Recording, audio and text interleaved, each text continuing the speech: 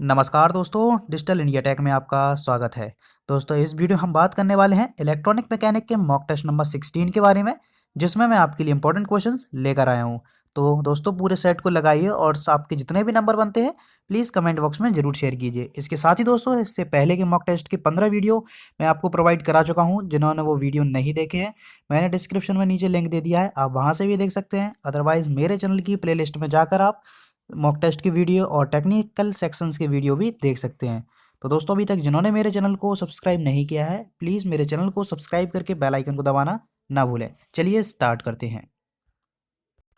First question है, a cable is specified as 7/20 copper consist of how many wires. तो बताना है जो 7/20 कॉपर्स हैं तो इसमें से क्या मतलब होता है इसका, इसमें वायर कितने होते हैं। दोस्तों इसमें जो 7/20 है इसमें जो आगे वाला नंबर्स होते हैं ये वायर्स को शो करते हैं, जबकि ये उसके गेज को। इसका मतलब है दोस्तों इसमें 20 गेज के 7 वायर हैं। तो दोस्तों इसका सही आंसर है फर्स्ट वाला। इसमें वायर पूछे हैं कितने वायर होंगे तो 7 वायर होंगे। अगर दोस्तों ऐसा दिया होता 10/20 तो दोस्तों इसका मतलब होता है उसमें 10 वायर दें 20 गेज के। ठीक है दोस्तों, फिलहाल इस क्वेश्चन में आपका फर्स्ट वाला आंसर बिल्कुल सही है, 7 वायर। नेक्स्ट क्वेश्चन है, receiving antenna for TV is normally. TV के लिए आपका कौन सा एंटीना हम यूज़ करते हैं। तो दोस्तों इसका सही आंसर है यागी एंटीना। ठीक है दोस्तों, यागी एंटीना जो होता है वो receiving antenna for TV is normally. ठीक है दोस्तों, इसका थर्ड आंसर बिल्कुल सही है। नेक्स्ट क्वेश्चन है, जो सोलर रेडिएशन है उसको किस में मेज़र करते हैं। सोलर रेडिएशन की जो यूनिट होती है दोस्तों वो होती है किलोवाट प्रति मीटर स्क्वायर। ठीक है दोस्तों, यानी कि थर्ड वाला आंसर बिल्कुल सही है, किलोवाट पर मीटर स्क्वायर। और दोस्तों जो सोलर कांस्टेंट की वैल्यू होती है वो होती है 1.36 और किलोवाट पर मीटर स्क्वायर। ठीक है दोस्तों, यूनिट आपकी ये है और जब इसकी वैल्यू होती है 1.36 किलोवाट पर मीटर स्क्वायर किसकी, सोलर कांस्टेंट की। ठीक है दोस्तों, उसके बाद नेक्स्ट क्वेश्चन है, वह कौन सा उपकरण है जिसका प्रयोग विद्युत चुम्बकीय रूप में ऊर्जा संग्रहित करने के लिए डीसी से डीसी परिवर्तक में किया जाता है। डीसी से डीसी कन्वर्टर में परिवर्तन में किया जाता है। दोस्तों इसका सही आंसर है इंडक्टर। डीसी के लिए संधारित्र काम करता नहीं है दोस्तों, कैपेसिटर रेजिस्टेंस भी नहीं होगा ये कन्वर्टर के लिए, और ट्रांसफार्मर तो बिल्कुल एसी पर वर्क करता है, तो इंडक्टर ही है जो डीसी पर भी वर्क करता है। ठीक है दोस्तों, तो इसका सही आंसर है थर्ड, यानी कि डीसी से डीसी परिवर्तक में किसका यूज़ किया जाता है, इंडक्टर का। तो आप ऑप्शन से भी इसका आंसर सही लगा सकते हैं। नेक्स्ट क्वेश्चन है, which is not property of an insulator. कौन सी इनमें से इंसुलेटर की प्रॉपर्टी नहीं होती है। ठीक है दोस्तों, नहीं बताना है। तो ability to bear high temperature ये बिल्कुल सही है। हाई परमिटिविटी ये नहीं है। हाई डाइलेक्ट्रिक स्ट्रेंथ, कोई भी इंसुलेटर होता है उसकी डाइलेक्ट्रिक स्ट्रेंथ जो होती है वो हाई ही होती है, और मैकेनिकल स्ट्रेंथ भी हाई होती है। तो बचा कौन सा ऑप्शन, सेकंड, जो कि नहीं है, हाई परमिटिविटी। नेक्स्ट है, the sensitivity of a radio receiver is defined as the ability of the receiver. जो सेंसिटिविटी है रेडियो रिसीवर की किसके द्वारा हम डिफाइन करते हैं। तो दोस्तों इसका सही आंसर है रिस्पॉन्ड टू वीक सिग्नल। आपका जो रिसीवर है वो वीक सिग्नल पर कैसे रिस्पॉन्ड कर रहा है ये उसकी सेंसिटिविटी को मेजर करता है। ठीक है दोस्तों, तो उसका सेकंड ऑप्शन बिल्कुल सही है। नेक्स्ट क्वेश्चन है, the stage use to eliminate the noise effect in a FM detector is called. जो एफएम डिटेक्टर होता है उसमें नॉइज इफेक्ट को किसके द्वारा एलिमिनेट किया जाता है, कौन सा सर्किट होता है। दोस्तों इसमें लगा होता है एक लिमिटर सर्किट। ठीक है दोस्तों, लिमिटर सर्किट के द्वारा ही नॉइज इफेक्ट को एलिमिनेट किया जाता है। तो यहाँ पर आपका फर्स्ट आंसर बिल्कुल सही है।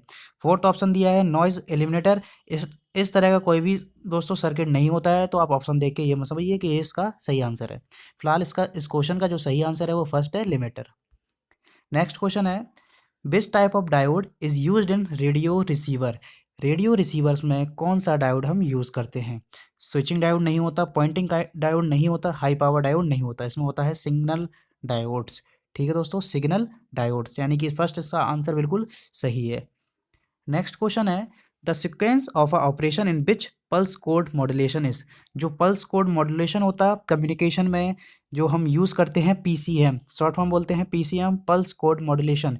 इसमें जो ऑपरेशन का सीक्वेंस क्या होता है, पहले ये ऑपरेशन होते हैं दोस्तों उसमें सैम्पलिंग, क्वांटाइजिंग, एनकोडिंग, ये सब वगैरह उसमें होते हैं। तो उसका सही जो सीक्वेंस है वो आपको बताना है। तो दोस्तों उसका सही आंसर है फर्स्ट, सबसे पहले उसमें सैम्पलिंग की जाती है, उसके बाद क्वांटाइजिंग एंड लास्ट है एनकोडिंग। ठीक है दोस्तों, एनकोडिंग के बाद सिग्नल को ट्रांसमिट कर दिया जाता है। तो यहाँ फर्स्ट आंसर आपका बिल्कुल सही है। नेक्स्ट क्वेश्चन है, the least size of earthing wire used in house wiring is. जो घर में हम अर्थ वायर के लिए जो यूज़ करते हैं उसका साइज बताना है दोस्तों। तो दोस्तों उसका सही आंसर है 18 SWG, यानी कि फोर्थ वाला आंसर बिल्कुल सही है। 18 SWG का फुल फॉर्म होता है दोस्तों स्टैंडर्ड वायर गेज। इसके बाद नेक्स्ट क्वेश्चन है, a synchronous machine is called a doubly excited machine because. जो सिंक्रोनस मशीन होती है वो डबल एक्साइटेड मशीन क्यों कहते हैं? क्योंकि दोस्तों इसमें जो रोटर और स्टेटर जो होते हैं दोनों एक्साइटेड कंडीशंस में होते हैं, इसलिए इसको कहते हैं एक्साइटेड मशीन। इसके बाद नेक्स्ट इसका जो आंसर होगा दोस्तों थर्ड होगा। नेक्स्ट क्वेश्चन है, इन अ ट्रांजिस्टर हार्टले ऑक्सीलेटर जो है, तो इसका कौन सा आंसर आपको बिल्कुल सही है?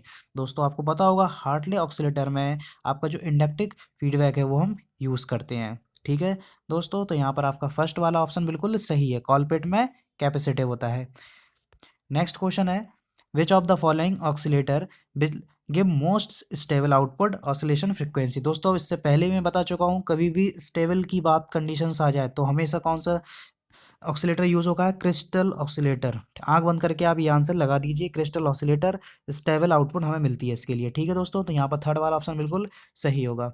नेक्स्ट क्वेश्चन है, which diode work in the breakdown region. Breakdown region में कौन सा डायोड वर्क करता है? तो दोस्तों उसका सही आंसर है जेनर डायोड। ब्रेकडाउन रीजन में जेनर डायोड हमारा वर्क करता है 6 वोल्ट से कम पर, और 6 वोल्ट से ज़्यादा वर्क करता है एवलांचे डायोड। तो फिलहाल इस क्वेश्चन में आपका थर्ड वाला आंसर बिल्कुल सही है, जेनर डायोड। नेक्स्ट क्वेश्चन है, as the temperature of the transistor goes up, यानी कि ट्रांजिस्टर का जो टेम्परेचर है वो बढ़ रहा है तो बेस एमीटर रेजिस्टेंस पे क्या इफेक्ट पड़ता है? दोस्तों ये कम हो जाता है। बेस एमीटर रेजिस्टेंस कम होता जाता है, जिसके कारण जो कलेक्टर पे करंट है वो हमारी बढ़ती चली जाती है, जिसके कारण आपने सुना होगा वो थर्मल रनअवे की कंडीशंस भी आती है। नेक्स्ट क्वेश्चन है, if the value of transistor alpha की जो वैल्यू दी है 0.9, देन बीटा की वैल्यू आपको फाइंड अप करनी है। तो दोस्तों जो बीटा बराबर होता है वो होता है अल्फ़ा अपॉन में 1 माइनस अल्फ़ा। ठीक है दोस्तों, तो पुट कर लीजिए 0.9 अपॉन में 1 माइनस 0.9, तो दोस्तों वैल्यू आ गई इसकी 9। यहाँ पर आपका फर्स्ट वाला आंसर बिल्कुल सही होगा, बीटा बराबर होता है दोस्तों अल्फ़ा अपॉन 1 माइनस अल्फ़ा। ठीक है, उसके नेक्स्ट क्वेश्चन है, what is the function of watchdog timer. Watchdog timer जो एक उसका फंक्शन आपको बताना है। तो दोस्तों जो वॉचडॉग टाइमर होता है ये होता है इंटरनल एक टाइमर होता है, जब आपके सिस्टम में सॉफ्टवेयर वर्किंग नहीं करता है उस कंडीशन में ये ऑन हो जाता है। तो यहाँ पर आपका सेकंड वाला ऑप्शन बिल्कुल सही है, the watchdog timer is an internal timer that set the system if the software fails to operate properly. ठीक है दोस्तों, तो सेकंड आंसर बिल्कुल सही होगा। नेक्स्ट क्वेश्चन है, which layer is not present in TCP/IP model. TCP/IP जो model है उसमें कौन सी लेयर नहीं होती? तो दोस्तों जो TCP/IP होते हैं इनमें 4 तरह की लेयर पाई जाती हैं, application layer, internal layer, transport layer. इसमें पूछा था कौन सी नहीं होती है, तो दोस्तों प्रेजेंटेशन लेयर नहीं होती है, ये प्रेजेंटेशन लेयर होती है OSI मॉडल में। ठीक है दोस्तों, तो TCP/IP जो है इसमें जो मैंने बताया 4 लेयर होती हैं, application layer, internal layer, transport layer, और नेक्स्ट जो चौथी होती है दोस्तों वो होती है नेटवर्क लेयर। ठीक है दोस्तों, TCP/IP मॉडल में 4 लेयर मैंने आपको बता दी, application, internal, transport and network layer. इसमें क्वेश्चन पूछा था कौन सी नहीं होती, तो दोस्तों प्रेजेंटेशन लेयर नहीं होती, ये होता ही ये दोस्तों होती है OSI लेयर में, जिसमें कि 7 आपकी लेयर पाई जाती हैं। ठीक है दोस्तों, TCP/IP और OSI दोनों अलग अलग हैं।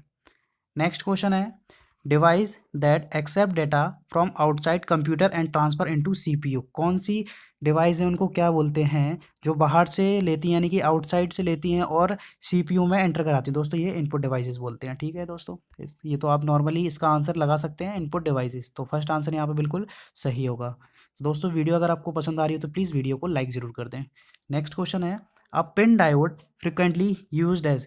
दोस्तों जो पिन डायोड होता है ये सबसे ज़्यादा यूज़ किया जाता है switching diode for frequency up to gigahertz. ठीक है दोस्तों, इनको हाई फ्रिक्वेंसी पर स्विचिंग के लिए हम यूज़ करते हैं, ये हाईली डोप्ड होते हैं, इसमें P और N जो मटेरियल होता है। ठीक है दोस्तों, तो यहाँ पर आपका जो फोर्थ आंसर बिल्कुल सही होगा। नेक्स्ट क्वेश्चन है, clamper is also known as. जो क्लैम्पर होता है दोस्तों जो आपके DC लेवल को शिफ्ट करता है तो उसको हम क्या बोलते हैं? DC restorer. ठीक है दोस्तों, इसका फोर्थ आंसर आपका बिल्कुल सही है, DC रिस्टोरर आपका जो क्लैम्पर है उसको कहते हैं हम। तो यहाँ पर फोर्थ आंसर बिल्कुल सही होगा। नेक्स्ट क्वेश्चन है रेसिप्रोकल ऑफ परमिएबिलिटी। परमिएबिलिटी का रेसिप्रोकल क्या होता है? तो दोस्तों आप जानते हैं, इसको कहते हैं हम रिलेक्टिविटी। ठीक है, यहाँ पर फर्स्ट आंसर आपका बिल्कुल सही होगा। रिलेक्टिविटी जो है परमिएबिलिटी का रेसिप्रोकल यानी कि अपोजिट होता है। नेक्स्ट क्वेश्चन है cell can be classified into two category. Cell को कौन सी दो कैटेगरी में डिफाइन किया गया है? तो दोस्तों आपको पता होगा सभी को, सेल को दोस्तों दो पार्ट्स में डिवाइड किया गया है। एक तो जिसको बोलते हैं प्राइमरी सेल, एक सेकेंडरी सेल। प्राइमरी सेल जो यूज़ करने के बाद दोबारा इनको चार्ज नहीं किया जा सकता, जिसमें केमिकल जो रिएक्शन होती है वो रिवर्सिबल नहीं होती है। दूसरी बात आती है सेकेंडरी सेल की, जिनको एक बार यूज़ करने के बाद दोबारा चार्ज किया जा सकता है और इसमें जो केमिकल रिएक्शन होती है वो रिवर्सिबल रिवर्सिबल होती है। ठीक है दोस्तों, चार्ज के बाद डिस्चार्ज हो जाता है, डिस्चार्ज के बाद दोबारा चार्ज कर सकते हैं। तो ये हो गया प्राइमरी सेल, सेकेंडरी सेल। दोस्तों सेल्स की वीडियो मैंने बनाई हुई है, जिस किसी को भी देखना हो तो दोस्तों मेरे प्लेलिस्ट में जाकर देख सकता है। उसके बाद नेक्स्ट क्वेश्चन है for high frequency capacitor acts. दोस्तों इस तरह का क्वेश्चन मैं आपको एक बार पहले भी बता चुका हूँ। हाई फ्रिक्वेंसी पे जो कैपेसिटर है वो शॉर्ट सर्किट हो जाता है। कैसे हो जाता है? एक्सी बराबर होता है 1/2 पाई एफ सी। फ्रिक्वेंसी ज़्यादा है तो जो उसका इम्पीडेंस होगा वो कैसा होगा? सबसे कम हो जाएगा। ठीक है, जब कम होगा तो क्या होगा? ऐसा शॉर्ट सर्किट।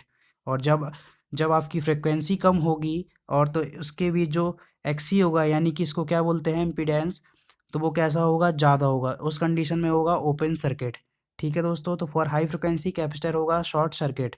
नेक्स्ट क्वेश्चन है द आइडियल ओपैम। जो आइडियल ओपैम की कंडीशन हमको बतानी है। तो दोस्तों ओपैम जो होता है इसका इनपुट रेजिस्टेंस इनफाइनाइट होता है, आउटपुट जीरो होता है और गेन हाई मिलता है। देखिए अब किस कंडीशन में मिल रहा है दोस्तों, ये पहली ही कंडीशन है जिसमें इनपुट रेजिस्टेंस दिया है हाई, गेन हाई और आउटपुट जीरो। बिल्कुल सही है, ये ओपैम की कंडीशंस है दोस्तों। इसमें बैंडविड्थ भी हमको हाई मिलती है। नेक्स्ट क्वेश्चन है, तो दोस्तों ये थे आज के 25 इंपॉर्टेंट क्वेश्चन। पूरे सेट को लगाइए और आपके जितने नंबर बनते हैं प्लीज़ कमेंट बॉक्स में ज़रूर शेयर कीजिए।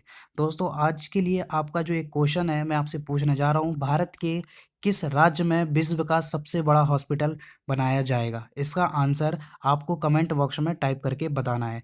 क्वेश्चन एक बार फिर से सुन लीजिए, भारत के किस राज्य में विश्व का सबसे बड़ा हॉस्पिटल बनाया जाएगा? इसका आंसर आप कमेंट बॉक्स में टाइप करके दीजिए। दोस्तों अगर आपको वीडियो पसंद आया हो तो प्लीज़ वीडियो को लाइक कीजिए, शेयर कीजिए और चैनल को सब्सक्राइब करना ना भूलें। धन्यवाद।